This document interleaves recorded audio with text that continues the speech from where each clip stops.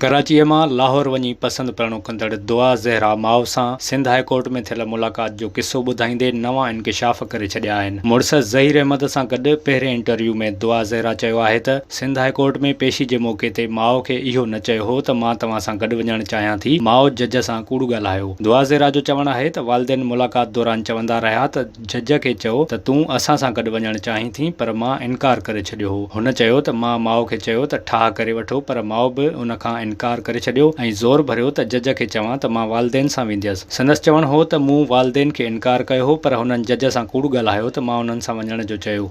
दुआ ज़हरा इंकिशाफ़ कयो त मुंहिंजा वालिदैन चाचे जे प्लाट लाइ सोटर सां शादी कराइण जा ख़्वाहिशमंद हुआ। हुन चयो त चाचे जो DHA में प्लाट आहे जंहिं ते पीउ ऐं चाचे में मसइला आहिनि। पीउ जी ख़्वाहिश हुई त मुंहिंजी शादी कराए प्लाट पंहिंजे नाले कराए, पर मां इनकार कयो हो। दुआ ज़हरा जो वधीक चवणु हो त पीउ मूंखे मारियो ऐं क़त्ल करण जूं धमकियूं ॾिनियूं। मुंहिंजे मामे बि धमकी ॾिनी त मुंहिंजी शादी संदन मर्ज़ी मूजब थींदी। हुन वधीक चयो त मुंहिंजी हक़ीक़ी उमिरि 17 साल आहे, पर वालिदैन मुंहिंजी उमिरि 3 साल घटि लिखराई हुई। हुन वालिदैन खे दरख़्वास्त कई त ग़लतियूं माफ़ करे दिलि वॾी कनि ऐं मूंखे ऐं ज़हीर खे क़बूल कनि। विज़िट कयो अवामी आवाज़ मीडिया ग्रुप जी वेबसाइट awamiawaz.pk।